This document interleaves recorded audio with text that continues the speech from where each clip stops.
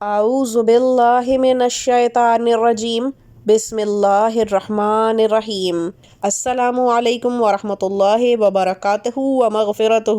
معزز سامعین کرام، امید کرتے ہیں کہ آپ سب اپنے پیاروں کے ساتھ بخیر و عافیت ہوں گے۔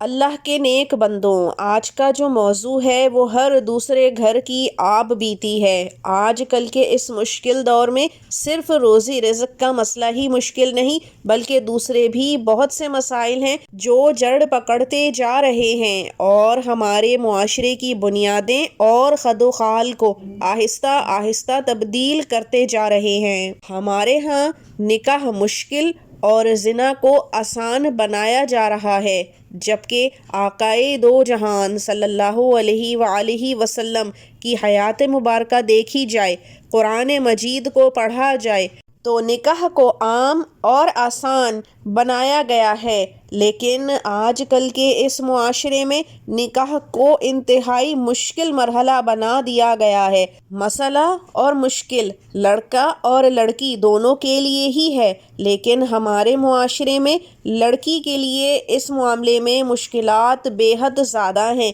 کہیں تو لڑکی کے قد پہ، کہیں رنگ پہ، کہیں خد و خال پہ، کہیں تعلیم پہ، کہیں جہیز پہ، یہاں تک کہ وہ کس ایریا میں رہتی ہے اس تک سے بہت مشکلات درپیش ہوتی ہیں۔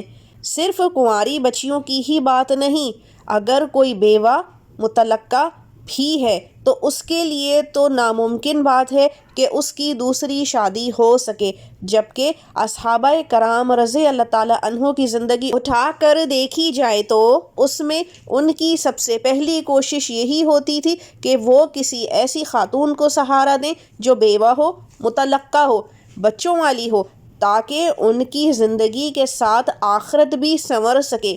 لیکن ہمارے معاشرے میں لوگ ایسی ذمہ داری لینے سے بھاگتے ہیں۔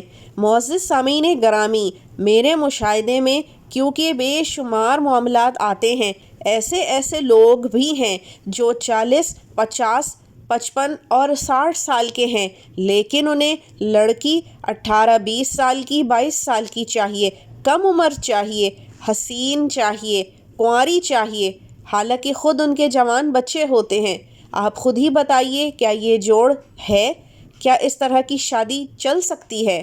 نہیں، لیکن لوگ صرف دنیاوی معاملات اور دنیاوی لذتوں کے پیچھے ہی بھاگتے رہتے ہیں اور اپنی آخرت کو سنوارنے کا سوچتے ہی نہیں۔ اللہ کے نیک بندو، لیکن کہیں کہیں جادو ٹونا، نظر بد، حسد اور بندش بھی ہوتا ہے، جس کی وجہ سے شادی میں شدید رکاوٹیں آتی ہیں۔ کہیں رشتہ آتا ہی نہیں، آتا ہے تو بات بنتی ہی نہیں، اور اگر بات بن بھی جائے تو معاملہ بڑھنے سے پہلے ہی ختم ہو جاتا ہے۔ یہاں تک کہ شادی کی ڈیٹ فکس ہونے کے بعد شادی سے کچھ دن پہلے بھی شادی کا معاملہ ختم ہو جاتا ہے۔ ایسی صورتحال میں اللہ تعالیٰ کے نام اور اس کے کلام سے مدد لینی ضروری ہو جاتی ہے تاکہ ہر طرح کی رکاوٹ کو ختم کیا جا سکے۔ آج کا وظیفہ بھی کچھ اسی طرح کا ہے کہ جس کو پڑھنے سے تمام بندشیں، رکاوٹیں، برائی، اثرات ختم ہو جائیں گے اور رشتوں کی لائنیں لگ جائیں گی۔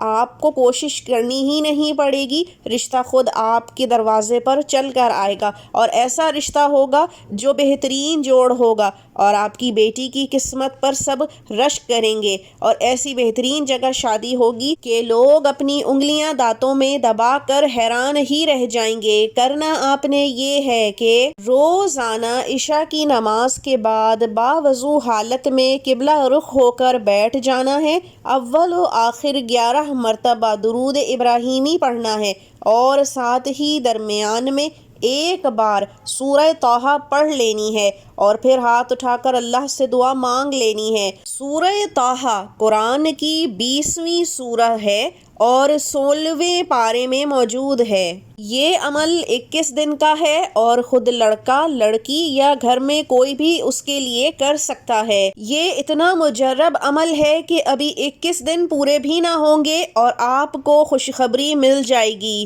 لیکن پھر بھی آپ نے 21 دن کا یہ وظیفہ مکمل کرنا ہے۔ اللہ تعالیٰ آپ کو اس وظیفے کے بھرپور فضائل عطا فرمائے، آمین۔ اگلی دفعہ تک کے لیے اجازت اجازت دیجیے، اللہ حافظ۔